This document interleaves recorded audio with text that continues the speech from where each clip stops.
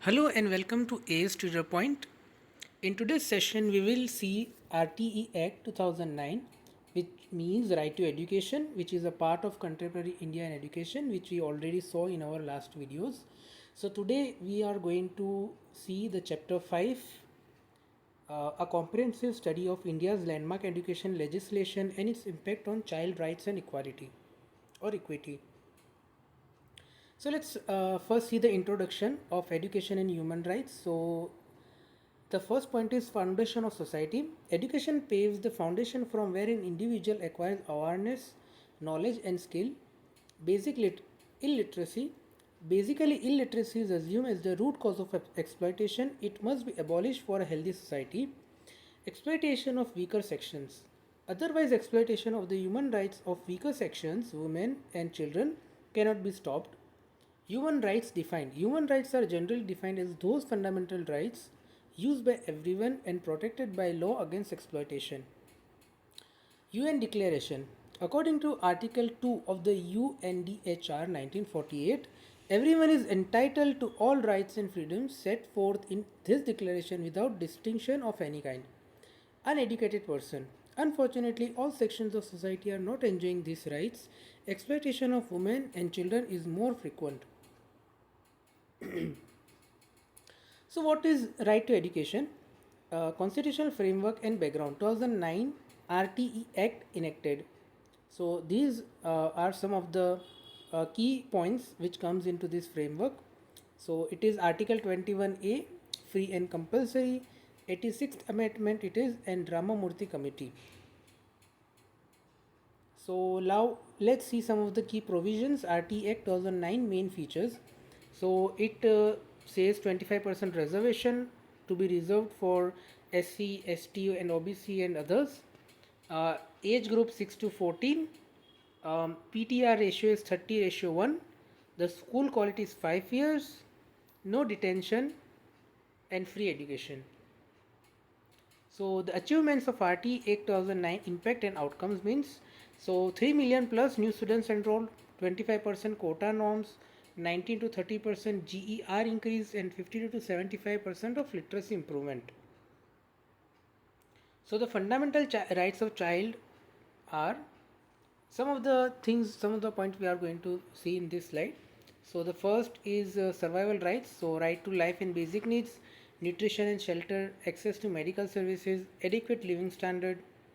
In development rights, right to education and play, access to information, freedom of thought and religion, cultural activities and leisure.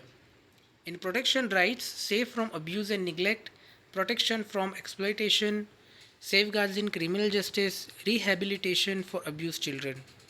And participants' rights, freedom to express opinions, say in matter affecting them, join associations peacefully, and opportunity to participate in society.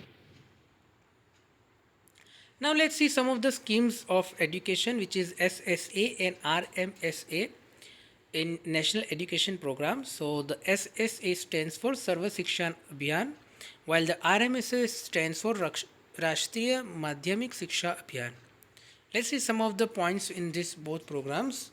So the first point in SSA is GOI's flagship program for universalization of elementary education, operational since 2001 for children aged 6 to 14 years.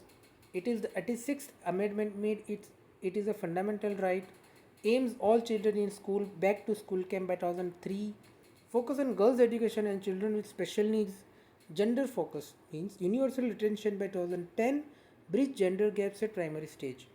Some of the points of RMSA are it is centrally sponsored scheme by Ministry of Human Resources Development GOI. Launched 2009 by PM Manmohan Singh, National Mission for Secondary Education. Its main objectives are enhance enrollment rate, improve quality of secondary education, and GER target to increase from 52.26% to 75% within 5 years, and 50% women teachers to be appointed, while free textbooks to girls up to 8th standard and special campus for out of school girls. Now let's see one more Abhiyan, which is RUSA, which means Rashtriya Uchchatar Shiksha Abhiyan, and it comes in the higher education. The previous one was SSA and RMSA. and this is RUSA, means Rashtriya Uchchatar Shiksha Abhiyan. So it is a holistic scheme of development for higher education in India, initiated in 2013 by Ministry of Human Resource Development. The key objectives of this scheme is improve overall quality of existing state institutions, adopt accreditation as mandatory for quality assurance, ensure availability of quality faculty in all institutions, ensure capacity building at all levels of employment, convert some universities into research universities, create facilitating institutional structure for planning. Some of the principles of RUSA are perform related funding, completely new approach, decision making through clearly defined norms, incentivizing well performing institutions, autonomy to universities, flagship scheme providing greater autonomy to colleges, focus on equity based development, improvement in quality of teaching and research, while provides funds to state governments 75% central and 25% state pattern. Some of the critical analysis, which is the limitations and way forward. So limitations of RTE Act are age group only covers 0 to 14 years, no focus on quality, 5 states has not issued notification, more focus given over RT statistics rather than the quality of teaching, lack of teachers and no detention policy brought accountability issues in school. And for this, what steps to be taken is minority religious schools need to be brought under the RTE. More focused on teacher training program is essential. Quality of education needs to be emphasized over quantity. Steps to make the teaching profession more attractive. Society as a whole needs to be supportive of education and free textbooks, special campus for out of school girls. So, the conclusion is education is the fundamental of a just society. It is the foundation of a just society.